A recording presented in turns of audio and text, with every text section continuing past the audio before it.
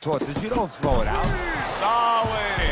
Oh, my, what a... Call me a giant or call me a 49er. Call me a warrior, cause I follow a code of honor. This is your boy FightNightsFinest, the Sofa commentator, bringing you guys another edition of Fight Night Champion, the head-to-head division, going up in a middleweight bout up against Sugar Ray Leonard. I'm Roy Jones Jr. in the white and gold trunks, and of course Leonard's in the white and red. And this was a pretty good fight. Now, I know a lot of you guys might say, why are you using Jones Jr.? You know, he has a 15-pound weight advantage. Well, even though it may say that he has the 15-pound weight advantage, as you can see here, I get stunned.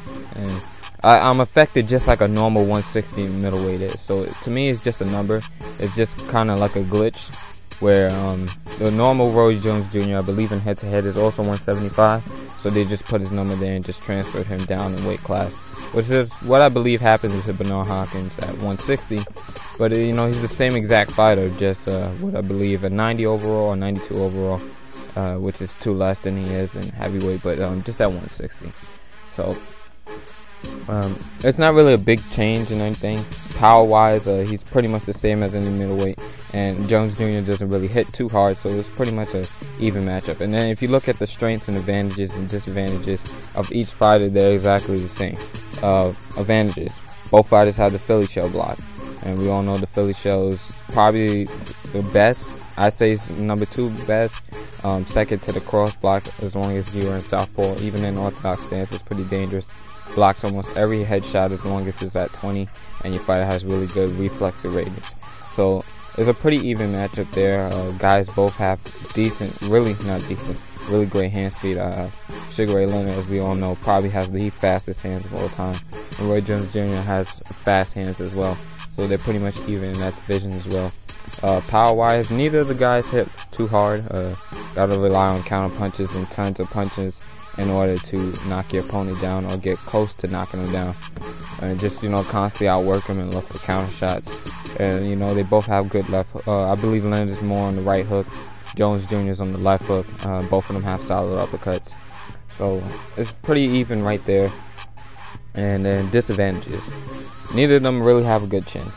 And if you're not careful on how you preserve your stamina, you can be in for a long fight and then get knocked out in a later round if you're not able to preserve your stamina properly. Because for some reason, even though their conditioning and endurance is really high, they tend to lose stamina really fast whenever they don't use, whenever you're just too aggressive. But in this fight here, let's get down to the strategy and how it boils down. What I'm trying to do in this fight is something a little different than what most people do. When they see a lot of people, when you guys see runners, you make excuses and you give up. And the problem with that is that this is a one-on-one skill-based game. You can't blame the team. You can't blame anybody else, and usually you're blaming your opponent. And you know, I watched the commentary the other day, and the guy made a really important point. Imagine if you're on a football team, and both of you guys go out there in raining conditions. It's wet, it's disgusting out there, and you lose the game. And then you come in the locker room, and the first thing that you say is, "Oh, the only reason we lost is because it's raining." Wasn't it raining for the other team? You got to think about that. Wasn't you throwing punches at your opponent? Wasn't he throwing punches at your opponent? Didn't you have solid combinations? Didn't he? Now, if he's spamming, we know that's an issue, but we also do know how to deal with them. It's just wanting to do it. It's like when you're drunk. You know what's going on. You know what you're doing may be right or wrong, and you know what's going on, but you don't really care about it. You just keep doing whatever you're doing because you don't care. And that's usually what happens if you're fighting a spammer. You don't care how, you don't care. You just want to have fun in the game. And when they do that constant straight hand or that constant side step right uppercut, it takes the fun out of the game. And it makes it unenjoyable, and then you don't care usually what the outcome is. That's the reason why sometimes I lose to spammers. Yeah, I know what I got to do, but I don't want to fight that way. So honestly, I don't care if I win or lose. It's pretty much a dead game like everybody else says. Even though I still enjoy it and it's still fun for me, it's dead, and something that has to be changed over a course of time.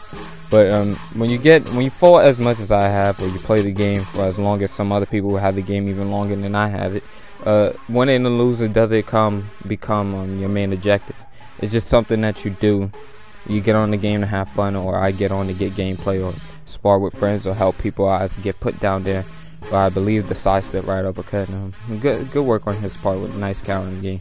But yeah, you just get on. I get on to either get footage, practice, or spar, or teach other people. That's pretty much what I get on for now. And when I come up against a spammer, sometimes you don't really try. And that's the thing about when it comes to winning and losing. And a lot of you guys, back to what I was saying earlier, a lot of you guys just give up, or you get annoyed, or you get upset when you see a guy running and then you don't know how to handle it. Not that you don't know how to handle it, you don't care. You don't do what's necessary. You don't take the necessary steps in order to win. And I sat down with a fight and sparred with Ennis Houston. I'm pretty sure a lot of you guys know who he is now. He also has a channel and he does his league fights there, and I'll put his link in the description. Cool guy, but we was talking about that the other day, about the excuses and people making excuses about the running and with the militia fight and everything. And whether the guy's running or not, as long as he's not spamming, you're able to take him. It's still a fair playing field whether he's on the outside. Does the game cater to outside fighters? Yes, they do. I mean, yes, it does. But at the same time, there's things and measures that you can take in order to win these fights. And that is doing what I'm doing here, which is the strategy of getting inside, working the body. Since he has a good counter game, I work the body first and then come upstairs with like a single combination in order to score points. Since the body shots aren't worth as much as your headshots, as I get done again. Since the body shots aren't worth as much as your headshots, you end up not winning the rounds if you constantly body punch. But if you miss up your heavy shots upstairs, your counters upstairs, you can win the rounds, or you could take the chance of countering downstairs and ruin the stamina in order to win later rounds. So it's pretty much a choice that you have here to make, and however you perceive it or want to do it, it's up to you. But the plan was to apply pressure since I'm the bigger, stronger fighter. Apply pressure and make him work for these rounds, and then I'll get him in the later rounds. And that's pretty much what you do with an outside fighter. You keep the pressure up, use that jab to get him to the inside, walk in slowly, get in there, allow your fighter to block, and let your defense set up your offense. You may see it sometimes where I'll just block. I'll stand in front of my opponent. I did it a little earlier, and I'll just block and wait for him to throw.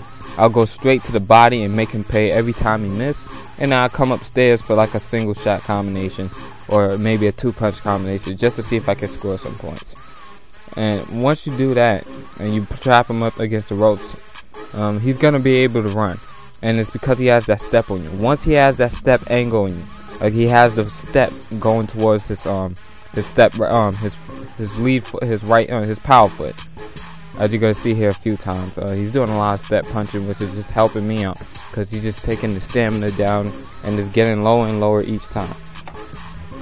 But once he has that step on you, it's not a good idea to punch because he has the angle advantage, especially if he's going for a step punch, because it will lead his punch to go right down the middle of the guard and able to take you down. But once you get into the corner here, don't do what most fighters do. Don't put your hands behind the guy. Don't tie him up. Don't just stand in front of him. Work them. Throw the combinations like I'm doing here. Whether they land or not, there's a good chance you can get off a quick shot. I mean, if he's just standing there, why not hit him with a push straight? If you can't hit him, you gotta hit him with something, right? Do anything that you possibly can to make him uncomfortable. That's the strategy Rocky Marciano has applied over and over and over again in most of his fights.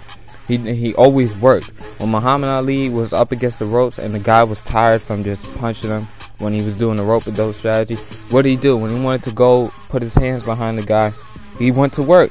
That's when you saw the offense come out. That's when those quick hands started to splurge out, and he started hitting the guy with 3, 4, 5, 6 punch combinations.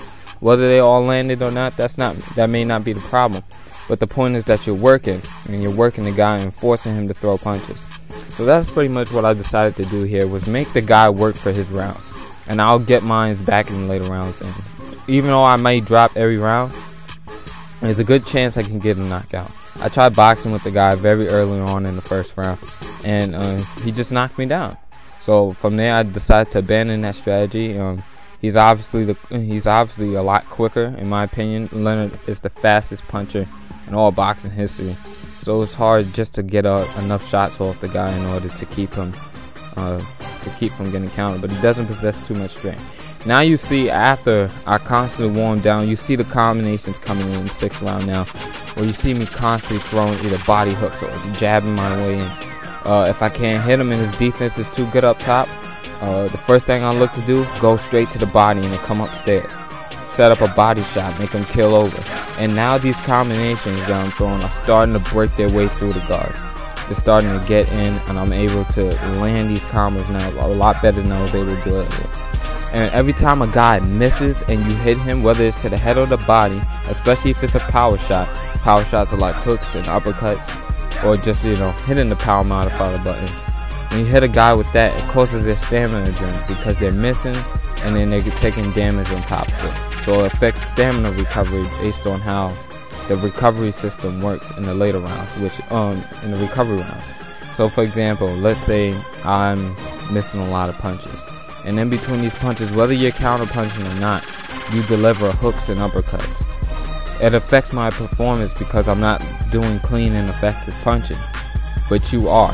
So that's going to affect how well I recover when the rounds come to an end. So right here I had an 8% stamina recovery, 8 or 6% stamina recovery, just because I was landing some of the cleaner shots. Most of my shots, whether they was hitting the gloves or not, they was pretty much touching them, or they was getting close to it.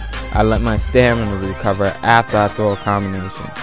You know, it's the small things. You know, I knew when to stop, when not to throw, when to throw, and when not to throw. And that's important sometimes. It's something a lot of you guys struggle with, is know when to throw your offense, when to throw those combinations out.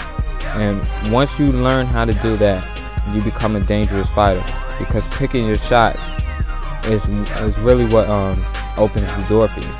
Now, when you can't hit a guy no matter what you're doing, you gotta let your defense set up your offense. And you do that by basically waiting for him to throw, and you throw with him. I mean, you're gonna get hit, right? You're already being punched by whatever he's throwing, so you might as well throw back. Don't do a power shot. And the power shots are usually why most people get a critical stun, or any type of minor stun or flash knockdown, is because you're going through a power punch when the guy's already throwing power punches. And that's for a lot of you guys who use inside fighters and have the slower hands.